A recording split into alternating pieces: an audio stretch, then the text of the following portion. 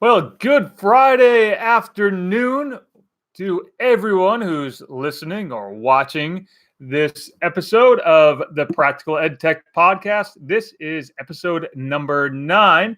And in this episode, we're going to talk about some news, updates, and cool tools that have come out in the last week or that I've come across in the last week. And I'm going to answer some questions from readers and listeners and viewers like you. Now, before we get into that, I do want to clarify something I said last week. And that is about my new position in life, or my new career position in life, I should say. Yes, I am teaching computer science at Oxford Hills Technical School.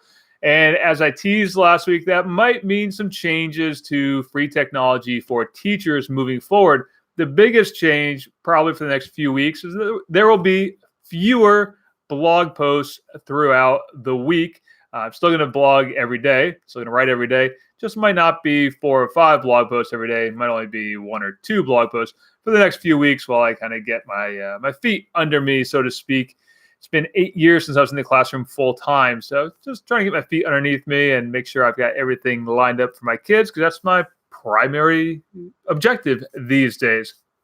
So to that end, I'm still offering the daily email from Free Technology for Teachers, but if you want to sign up for the Practical EdTech newsletter, that comes out on Sunday evenings or Monday morning, depending on your time zone or where you are in the world. That is a summary of everything I write in the previous week, and really features kind of my biggest tip of the week, if you will, with a lot more in detail on a lot of things.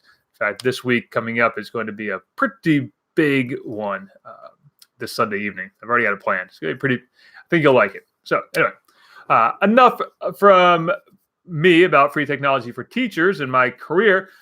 Some cool new things and updates that you should be aware of.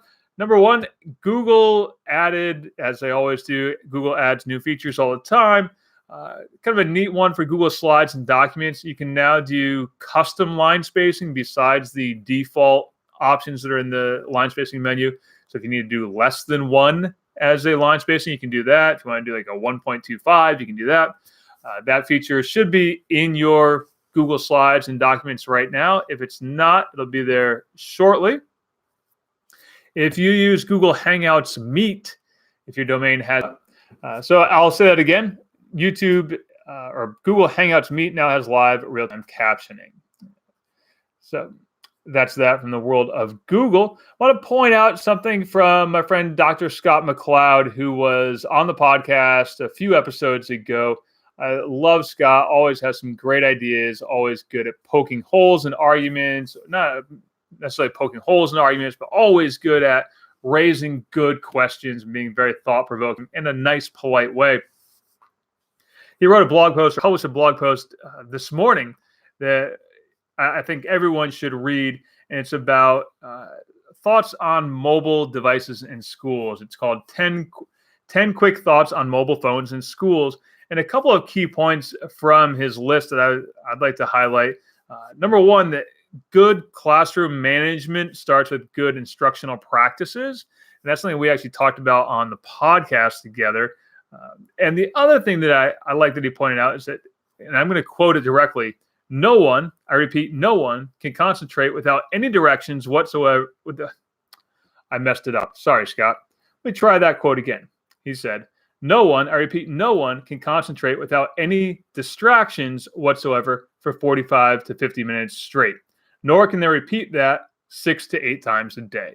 It's a really thought-provoking list of thoughts that he had. And I encourage you to check out dangerouslyirrelevant.org and weigh in on the conversation he has going there. Some other blog posty things to note. On the EdTech Fitness blog, there's a 5x20 challenge. Challenge is to do 20 minutes or more of exercise 5 times a week. So check that out. There's a live a daily tracker you can participate in if you want. Cool new app called Mobile Permissions. Check it out at mobilepermissions.com. It's a free service for sending and receiving permission slips through your phone.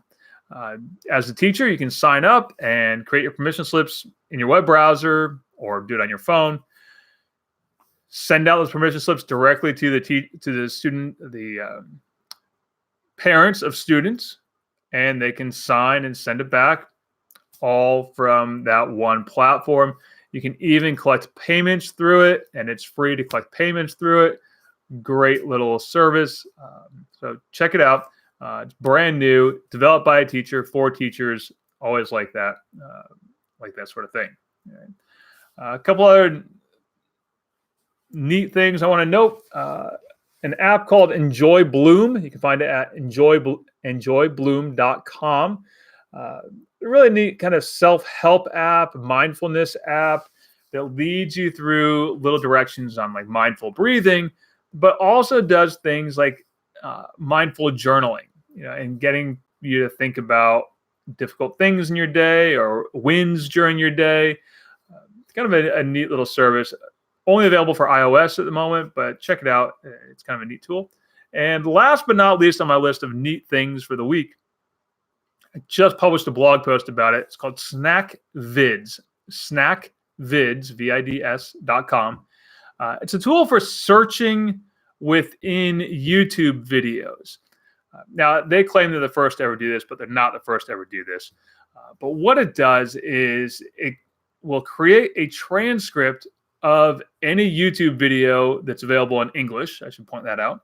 Create a transcript of any video, segment the transcript, and then let you search by keyword within that transcript. So it's great for instructional videos. You want to jump to a particular part of an instructional video or see if an instructional video will cover a topic that you're interested in. It's great for that. When you do your search, every keyword gets highlighted, and you can click on the keyword and jump directly to that portion of the video. So check that out. It's called snackvids.com. Kind of a neat little service. All right. Now let's jump into questions from readers and listeners and viewers like you. Feel free, if you're here for the live session, feel free to send one in the live chat. I'm going to start off with one that I missed in the live chat last week, and I forgot to write down the name, but we'll get to it. This is, well, I missed the live broadcast, but I was wondering if you could answer this anyway. What options will teachers have when Adobe Flash goes away? For example, my students often use websites with interactive animations, but it's an SWF file and already doesn't work on Apple devices. Thanks. Well, unfortunately, the web standard is moving to HTML5. If you haven't heard that Adobe is discontinuing support for Flash in 2020, and most web browsers are discontinuing support for it already. So those animations that you're using, if they don't get moved over to HTML5 soon or some other open source alternative to Adobe Flash, unfortunately, it's just not going to work. Now, there might be some emulators out there that you can run, but I know most school IT departments are not really high on running emulators to run things that are below current web standards. So unfortunately, I don't have a great answer for you other than to encourage the producers of those animations to convert over to HTML5. There's that.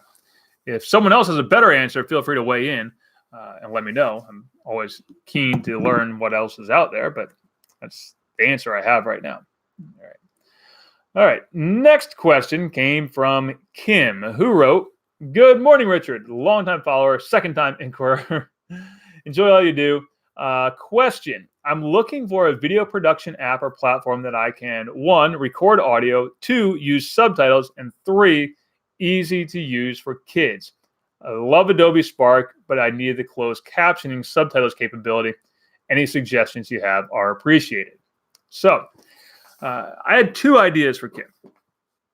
My first idea, depending on the type of video that you're doing, and if it's an Adobe Spark type of video, I would use PowerPoint's real-time captioning tool.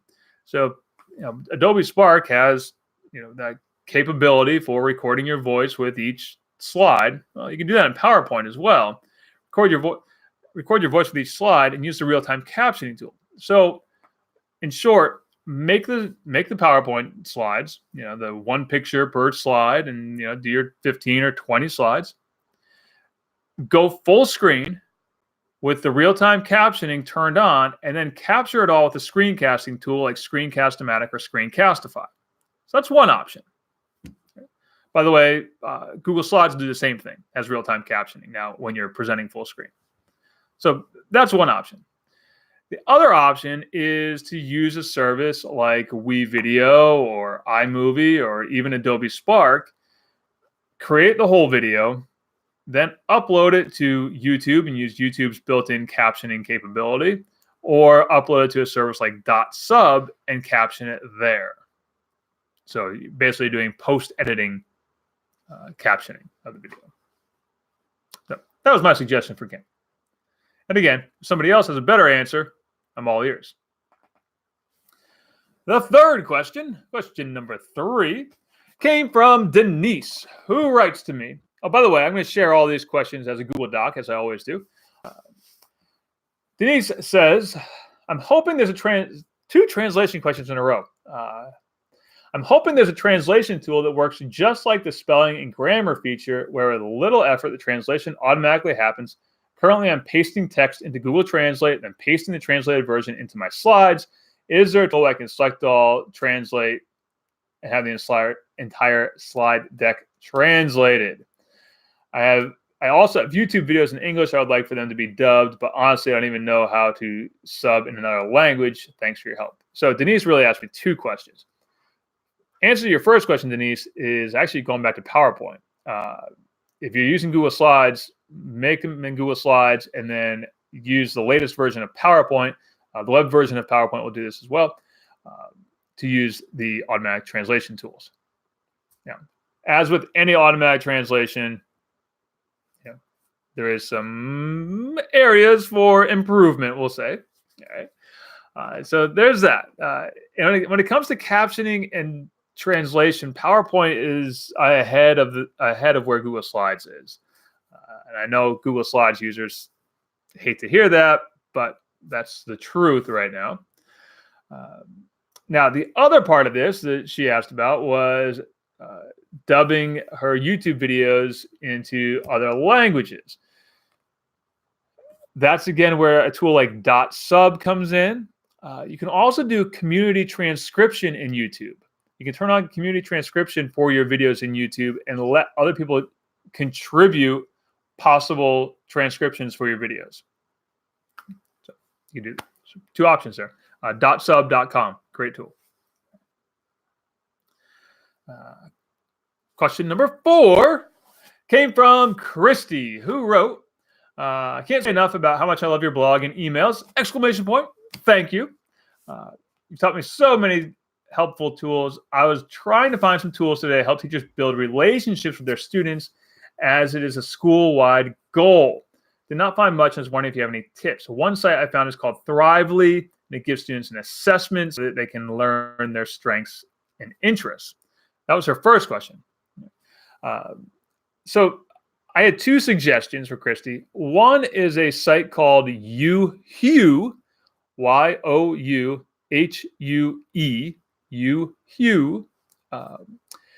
It's available to use in your web browsers. They also have a corresponding iPad app or iOS app.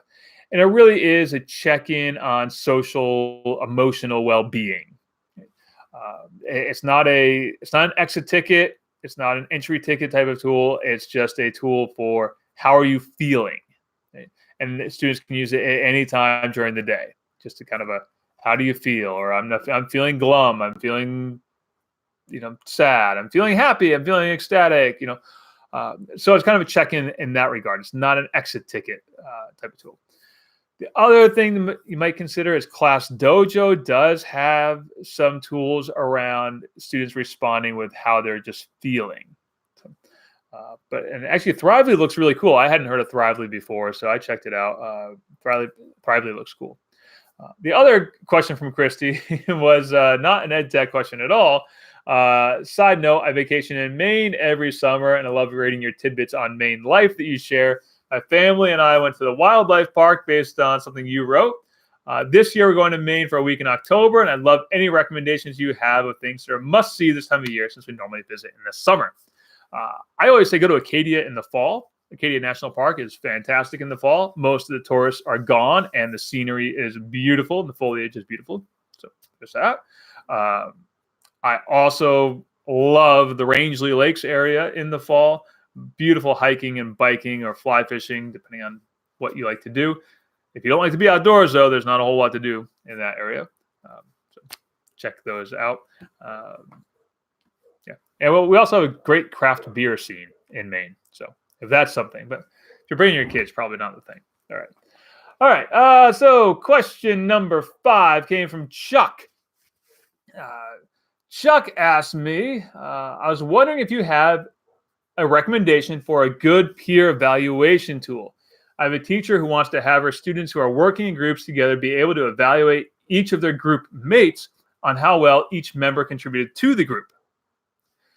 She also wants to provide feedback on the process. I've tried to think of ways we could do this with Google Forms and a couple of different add-ons running, Autocrat and Formule perhaps, but the setup is complicated and I don't even know if I can make it work. I'm hoping there's some tool out there already for this purpose. Thanks in advance for any ideas you can give us, Chuck. So I had 2 ideas for Chuck. The first is a Google Sheets add-on called Co-Rubric that was built specifically for that purpose. And another service called PeerGrade, peergrade.io, also built specifically for the purpose of peers giving each other feedback on work and group activity. So both services designed specifically for that purpose. Co-Rubrics, a Google Sheets add-on, and peergrade.io, standalone service. And the last question that I have in advance. Hey, Esther, thanks for joining in. Came from Rachel. And Rachel sent me this question this morning. She said, can you help me? I can't figure out the answer to this question. Has Google made it possible for students to record their own narration behind each slide, then save it as a movie like PowerPoint does?